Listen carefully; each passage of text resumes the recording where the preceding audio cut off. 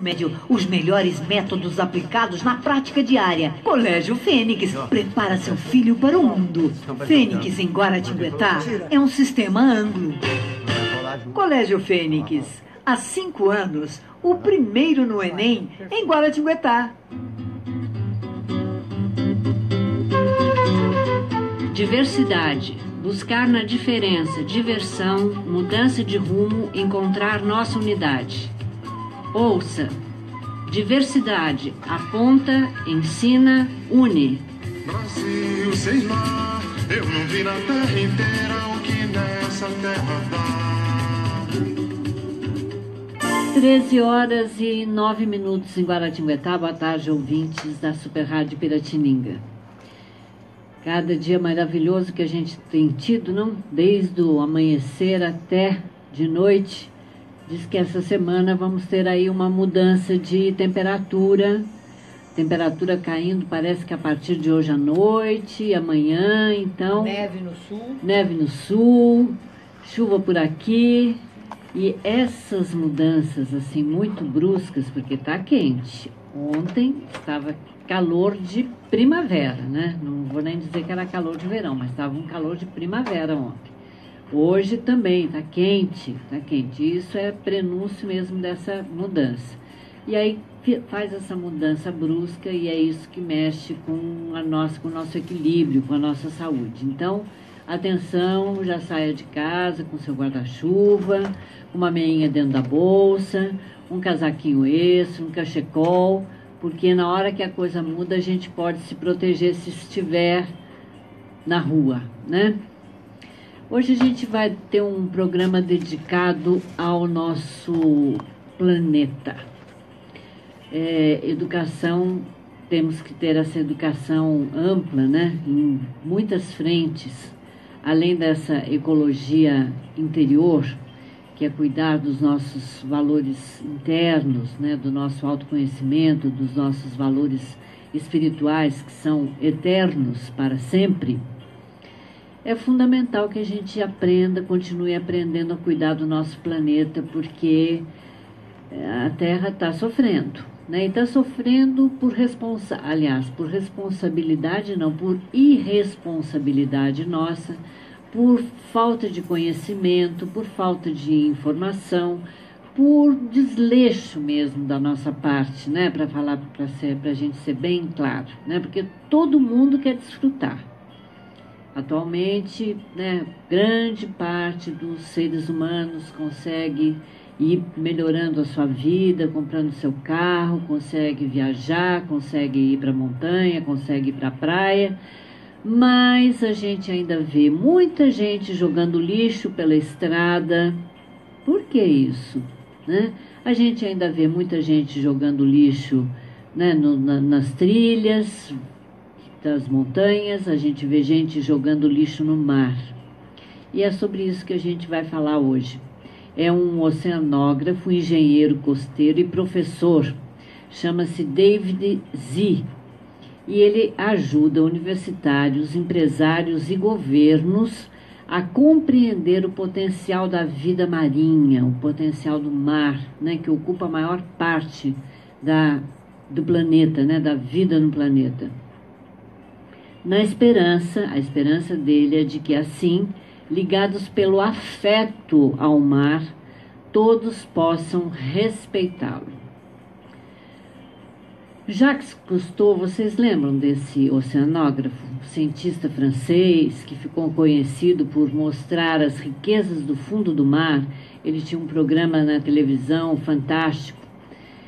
Jacques Cousteau, que já faleceu, dizia que só protegemos aquilo que amamos e só amamos aquilo que conhecemos. Concordo com ele. Só protegemos aquilo que amamos e só amamos aquilo que conhecemos. Daí o esforço de suas expedições para diminuir uma defasagem que continua gigantesca. Apenas 1/3 da vida marinha é conhecida. E o que ele busca é aumentar o encantamento que se reflete em proteção.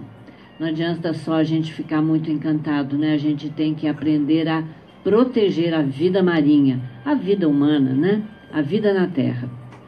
Cousteau foi admirado por muita gente, como o oceanógrafo e engenheiro costeiro David Z.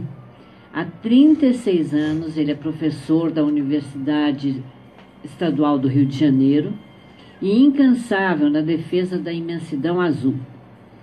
Muita gente diz que ama a natureza, diz ele. Pois bem, o que você faz pelo seu amor? Você que adora ir para a praia, você que adora fazer surf, o que você faz pelo seu amor? Nascido em Hong Kong, veio com a família para Porto Alegre aos 3 anos. Mudou para Curitiba, São Paulo e finalmente Rio. Fez mestrado na Universidade da Flórida em Engenharia Costeira e Oceanográfica. Em seguida, trabalhou simultaneamente na área de inovação da Bacia de Campos, lecionando à noite. Minha intenção sempre foi fazer a ponte entre a ciência e a sociedade, diz o David Z.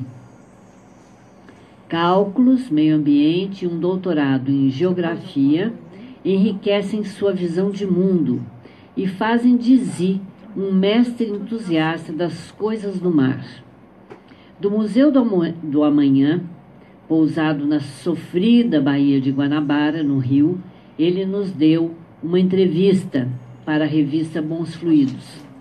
E é esta entrevista, baseada nessa entrevista, que nós vamos fazer no nosso Diversidade de hoje, para a gente conhecer um pouquinho mais da vida marinha e poder amar, né, e respeitar um pouquinho mais essa imensidão azul que são os nossos mares. A primeira pergunta que foi feita para ele é a seguinte: o senhor concorda com a visão do oceanógrafo Jacques Cousteau de que só protegemos o que amamos e só amamos o que conhecemos? Sim, diz ele. O mar é maltratado porque não é conhecido. A imagem que temos dele é meio utópica, romântica. Nunca se olhou para o mar como um lugar que o homem também poderá ocupar no futuro, mas tem que ocupar de uma maneira correta. Hoje em dia, pela falta de conhecimento da hidrosfera, as pessoas usam mal os recursos hídricos. Recursos hídricos são todos os recursos que têm água. O mar, as lagoas, os rios, as cachoeiras, né?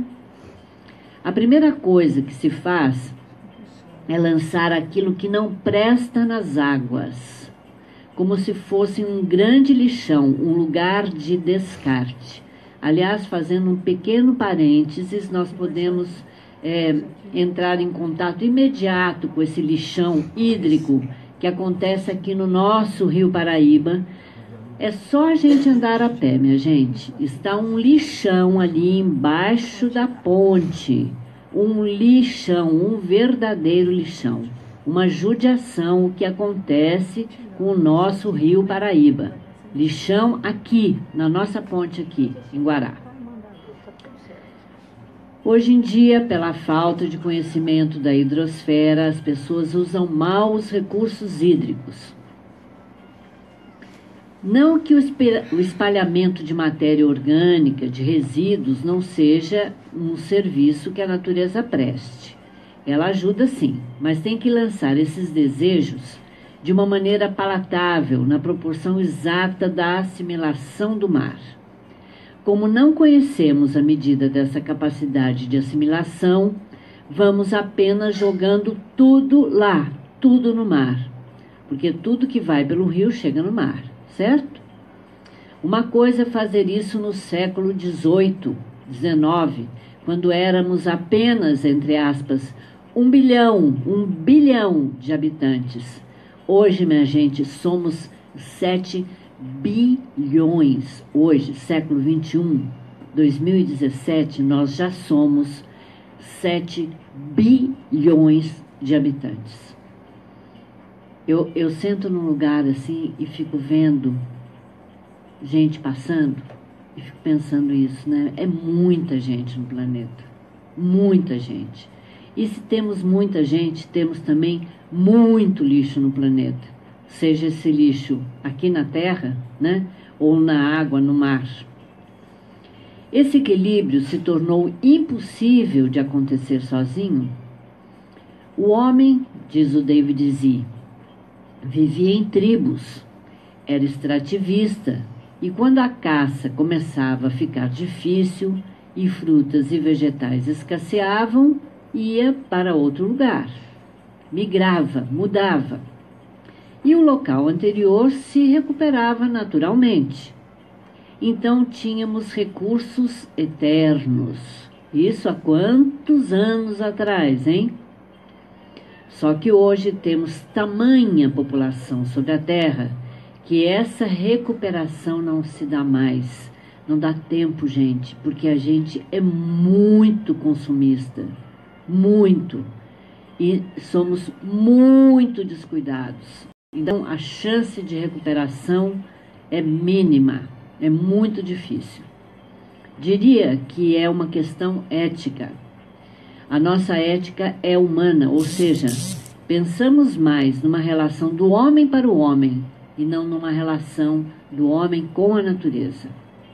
Temos que elevar essa ética a um patamar ecocêntrico, ou seja, não apenas a relação do homem com o homem é que importa, mas do homem com a natureza, porque nós dependemos dela. Nós precisamos da natureza para viver. Então, é mudar essa ética, né? Ampliar essa visão e essa ação ética, cuidando também da nossa natureza humana e do ambiente. Por que se permite a redução dos golfinhos da Baía de Guanabara e das baleias, seres que habitam aqui muito antes de nós? É uma visão antropocêntrica ainda, de que o homem é mais importante, antropocêntrica, tendo o homem como centro, né, do planeta. Não podemos mais ter essa visão, diz o David Z., até por uma questão de sobrevivência, com certeza. Na hora que estiver só o homem no planeta, nós vamos nos alimentar de quais fontes naturais? O grande segredo da sustentabilidade é tornar os recursos eternos, ou seja, você consome água e a natureza tem condições de produzir água limpa novamente para você poder consumir de novo. Isso é fazer um cuidado eterno, né? A sustentabilidade, que é você sustentar os recursos sempre necessários, como a água, por exemplo, é fundamental para a nossa vida, né? Manter esse recurso eterno para as novas gerações, isto é, torná-lo sustentável. É muito emblemático e isso a gente observa muito bem ao longo das 3 conferências do meio ambiente, em 1972, 1992 e 2012. O senhor pode explicar melhor?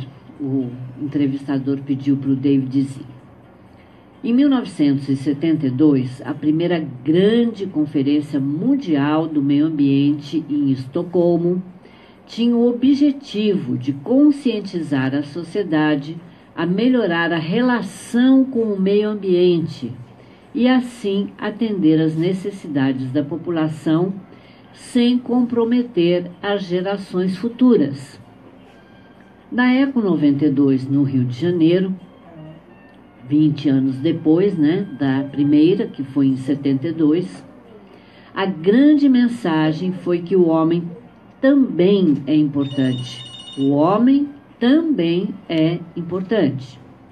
Já em 2012, no Rio +20, que foi a terceira, chegou-se à conclusão de que é preciso dar viabilidade econômica, ou seja, todo o desenvolvimento humano tem que acompanhar a proteção ao meio ambiente. As coisas têm que acontecer juntas, desenvolvimento humano e proteção ao meio ambiente, para que continue tendo recursos naturais, dando proteção ao homem e não acabe.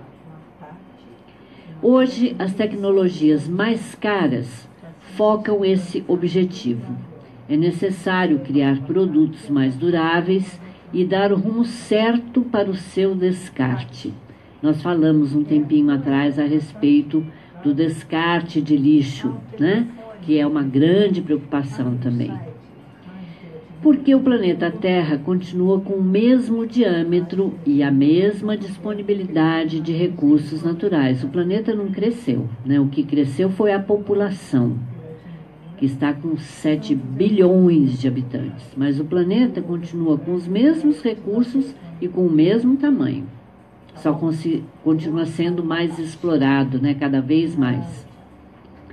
Precisamos levar isso em conta e perceber, de uma vez por todas, que a nossa pegada de carbono não se sustenta. A pilha não está funcionando, a cápsula de café não está funcionando.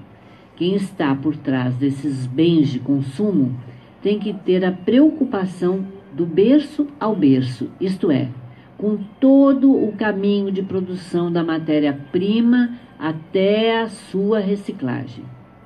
Mas veja, não são apenas os empresários que precisam se atualizar. A crítica que eu faço à sociedade é: me aponte um poluidor que eu te mostro 10 patrocinadores. É difícil, mas necessário escolher melhor de quem vamos comprar. E a população está crescendo muito. Quanto mais cresce a base, maior a pobreza. Como vou dizer para um retirante faminto que está com a família morrendo que não mate o último mico-leão dourado? É verdade. Como vamos dizer para um retirante que está com a família passando fome que não mate um mico-leão dourado para matar a fome da família? A gente sabe, né, que o mico-leão dourado está em extinção. Como que a gente vai falar, por exemplo, né, isto é um exemplo, lógico, para uma família não usar, né, não se alimentar do que está em extinção, se ela está passando fome, minha gente? Não tem como, né? Não dá. Nós não podemos deixar chegar nisso. Nem a extinção do mico-leão dourado, nem a miséria do homem, né? Nem deixar uma família chegar nesse ponto, né, onde ela tem que sair do lugar onde ela mora, porque ela está morrendo de fome, não tem como produzir ou não chega o que ela precisa para se alimentar. Na nossa bandeira está escrito ordem e progresso. Nós pensamos primeiro no progresso. Só que precisamos fazer a ordem e então conhecer o progresso. Isso nos remete de volta aos oceanos. Precisamos conhecê-los para então cuidar deles. Sabe qual é o mérito do grande Jacques Cousteau? Ele trouxe o oceano para dentro da nossa sala de televisão, da nossa sala de estar. Ele defendeu o meio ambiente e deu viabilidade econômica a isso, porque com o patrocínio e o sucesso de seu programa, conseguia fazer explorações curiosas e estudou o mar e os rios. Ele fez, inclusive, uma belíssima expedição pelo nosso rio Amazonas. Criou o Aqualung, equipamento de mergulho que substituiu os pesados escafandros.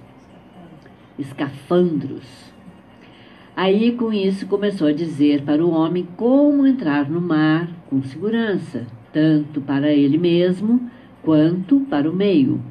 O escafandro era uma coisa assim, me chamava muita atenção quando eu era pequena, porque eu tinha um livro que eu gostava muito, que chamava-se Tesouro da Juventude, e eu lembro de um desenho que tinha do escafandro. O escafandro era uma vestimenta para o homem né, fazer o seu mergulho dentro de águas profundas no mar, né, para ele descer protegido, porque a água vai ficando cada vez mais gelada, vai faltando oxigênio, ele vai precisando de oxigênio, então tinha uma máscara, né, um capacete imenso. Esse era o escafandro.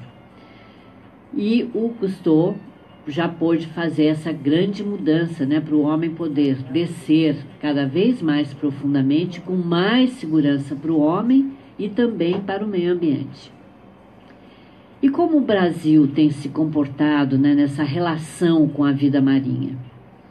Hoje o Brasil já tem domínio sobre 200 milhas náuticas ao redor do território. É uma zona econômica exclusiva nossa. Lá podemos explorar petróleo, retirar recursos naturais de pesca, minério, sal, algas calcárias, uma série de benefícios. Tudo isso é benefício. Muito bem. E quais são as responsabilidades? A ONU diz que cada país que quiser ter o direito sobre a exploração do mar também tem que ter responsabilidade sobre isso, sem dúvida. Capacidade de proteger as águas e dar segurança a quem navega por elas. Sem isso acontece um naufrágio e você não salva ninguém. Para tudo isso tem que haver infraestrutura e investimento. Estou indo, diz o David Z, para Brasília justamente falar da Amazônia Azul, essa área litorânea pertencente ao Brasil, que é quase tão grande quanto a Amazônia, daí o nome. Eles estão maravilhados com os benefícios. Quero chamar a atenção para os compromissos, até porque, enquanto for apenas extrativismo, sem conhecimento, não há viabilidade econômica. Esse é um novo pensamento, né? Um pensamento mais ético, porque você usa sim o que a natureza te dá, mas você cuida e protege essa natureza que está se dando para nós. O senhor costuma dizer que o fundo do mar é uma verdadeira cidade. Pode detalhar essa comparação? Eu mergulhei apenas uma vez. Mergulhei não. Eu coloquei aquela máscara e fui a um costão aqui pertinho de Paraty, junto com os meus filhos e mais um pessoal que estava mergulhando. Gente, o mar é uma coisa maravilhosa, maravilhosa. O que tem aquilo de, né, de beleza, de fauna e de flora, né, de animais e de plantas, né, de movimento, de vida, é uma coisa fantástica, fantástica mesmo. É um mundo realmente que a gente não conhece. Muito do que eu pesquiso sobre o mar, não encontro a solução. Um dia caiu a minha ficha. A natureza demorou milhares de milhões de anos para se equilibrar. Eu não vou, nos meus poucos anos de vida, adquirir experiência parecida. Para ser inteligente, tenho que imitá-la, imitar a natureza. Então comecei a analisar como funciona um recife de corais. Um recife de corais é uma verdadeira cidade submarina. Existem vários personagens, vários segmentos sociais, moluscos, crustáceos, peixes, todos convivendo harmonicamente. Um trabalhando para o outro da colônia crescer. Uma das coisas que a gente percebe é que os corais se proliferam com mais vigor em locais onde as correntezas são mais fortes. Elas trazem alimentos, água pura, recursos saudáveis. Lá dentro, ele consome o que precisa e excreta o restante. Ao excretar, a própria correnteza leva embora e espalha. Novamente vem a questão do infinito. Eu digo para os meus alunos, tenho um segmento de linha. Como torno-a infinita? Unindo as pontas. Temos que transformar os recursos naturais num contínuo, num círculo, né? Se eu tenho aqui um contínuo e eu junto as pontas, eu faço isso circular. É verdade que o mar produz metade do oxigênio que nós respiramos? Não sabemos a quantidade exata, mas vários estudos sugerem que a maior parte do oxigênio não vem das florestas. Olha só que informação muito interessante. A maior parte, vários estudos sugerem que a maior parte do oxigênio não vem das florestas e sim do mar. E um detalhe importante: a capacidade de produção de oxigênio depende da fotossíntese do fitoplâncton, que são vegetais marinhos, principalmente as algas minúsculas. Essa luz penetra numa faixa que vai de 50 a 200 metros de profundidade. Abaixo disso é escuridão. Portanto, as algas e microalgas só processam a fotossíntese na camada superficial, até 200 metros. Na hora que a gente estiver poluindo os oceanos, estaremos comprometendo a transparência dessa camada. Menos transparência, menos fotossíntese e menos oxigênio. Menos oxigênio para todos nós, não é? Daí a importância da gente aprender como não poluir ainda mais o nosso mar. Porque só através da transparência da água é que a luz penetra até 200 metros de profundidade e realiza a fotossíntese com essas algas. E isso é o que gera oxigênio para a gente. Esse é um dos efeitos colaterais dos derramamentos de petróleo. Hoje em dia, o lançamento de gás carbônico na atmosfera é muito intenso. Muito caminhão, muito ônibus, muito carro, não é? Na superfície do mar, quando esse gás carbônico chega, se combina com a água formando o ácido carbônico. Esse ácido corrói o cálcio, que é o principal composto das carapaças dos organismos marinhos, as conchas, né, os recifes de corais, deixando-os mais vulneráveis. Soma-se a isso o aquecimento global, que fez a temperatura das águas subir 0,85 graus. Com esse calor, as algas que habitam os corais começam a morrer e o que fica do coral é só o esqueleto. Por isso, os corais vão branqueando, ficando frágeis, morrendo. Não sabemos a real extensão das consequências disso ainda. Nem para o mar, nem para nós mesmos. Para as pessoas entenderem para onde estamos indo com isso, vou usar uma metáfora. 2 pontos. Imagine uma rã dentro de um bule de água fria.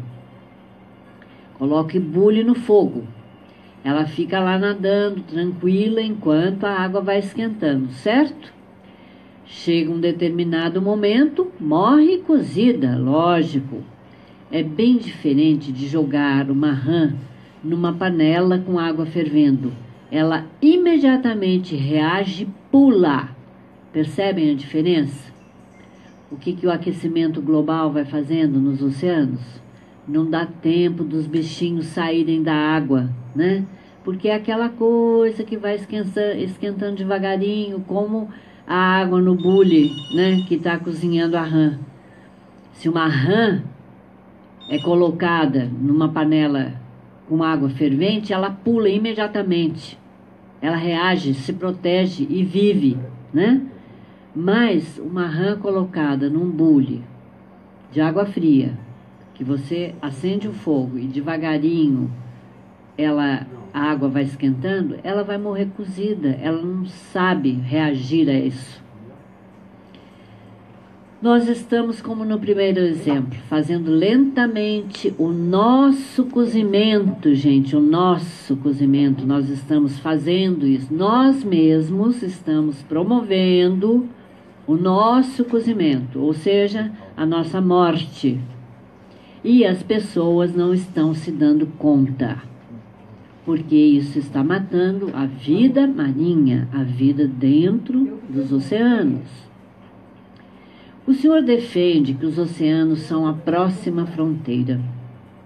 71% do planeta é coberto por água, 30% só é terra. Nós estamos nos 30% e a população continua crescendo. Para onde vamos? Vamos primeiro para Marte, Saturno ou para a fronteira mais próxima, que é o mar? E temos conhecimento suficiente para isso, para irmos para o mar, caso seja necessário, sair da Terra, né? Que é bem menor, porque a população está crescendo. A Terra continua a mesma, o mar também continua o mesmo, só que temos muito mais mar do que terra. Vou falar das deficiências de informação que temos sobre o mar. A gente conhece só 1/3 dos organismos marinhos. Por que pesquisar mais? Porque, eventualmente, em algum organismo marinho está uma substância, veneno, princípio ativo, que pode ser a cura para determinada doença, assim como as nossas plantas aqui sobre a superfície da Terra, né? Tudo vem das plantas, né? Toda cura vem dessas plantas, que são de tudo que é extraído delas para a nossa cura, né? Para o nosso equilíbrio, para a nossa alimentação. Além disso, é importante estudar todos esses organismos para saber como eles se relacionam entre si. Se a gente quiser entrar no oceano, precisa saber como fazer isso. Mas não podemos ficar só na pesquisa básica, estudando o pelo da barata d'água. Você sabe que nos últimos 3 anos, o Brasil sofreu a diminuição drástica da sardinha? Em vez de pesquisar o porquê disso, está se indo pescar em outro canto. É preciso descobrir essa resposta. Por que diminuiu tanto, né, a vida da sardinha no nosso mar? Nisso ninguém está pesquisando. Todo mundo saiu daqui e foi pescar em outro lugar onde tem mais sardinha. É preciso investimento e foco, diz o David Z. Por curiosidade, qual a diferença entre um engenheiro costeiro e um oceanógrafo? O oceanógrafo, diz ele, é aquele que conhece o mar. Ele mergulha no ambiente, coleta o que precisa, analisa em laboratório. O maior sonho dele é que o oceano não morra. Mas alguém precisa dizer para ele que para que o oceano não morra, é preciso dar valor a ele. E como é que se dá valor a ele? Dizendo para o homem o que ele vai tirar de benefício, mantendo a saúde do mar. E mais do que isso, como ele pode fazer isso de forma economicamente viável. O engenheiro costeiro já lida melhor com os números, sabe quais são as cargas das ondas, analisa qual é o processo de corrosão da salinidade do mar. Só que ele ainda precisa entender como que ele perpetua e magnifica isso. São 13h40. Eu desejo que essas informações preciosas, né, sobre a vida marinha, que tem tudo a ver com a nossa vida sobre o planeta Terra, tenha nos ajudado a ampliar um pouco e se surpreender e se encantar, conhecer e, por isso, respeitar e amar mais o mar, que está sempre tão disponível, tão aberto, né? Tão acolhedor para todos nós. Que a gente saiba realmente ir aprendendo a respeitar e cuidar da vida marinha, aonde quer que a gente esteja na proximidade desse mar. O Diversidade é sempre um patrocínio do Colégio Fênix e Anglo Vestibulares, o colégio que faz toda a diferença na educação do seu filho. Uma ótima tarde a todos vocês e até quarta-feira. Nosso sistema de ensino Faz a sua ferinha gostar de aprender. Do maternal ao ensino médio, os melhores métodos aplicados na prática diária. Colégio Fênix prepara seu filho para o mundo. Fênix em Guaratinguetá é um sistema Anglo. Colégio Fênix, há 5 anos, o primeiro no Enem em Guaratinguetá.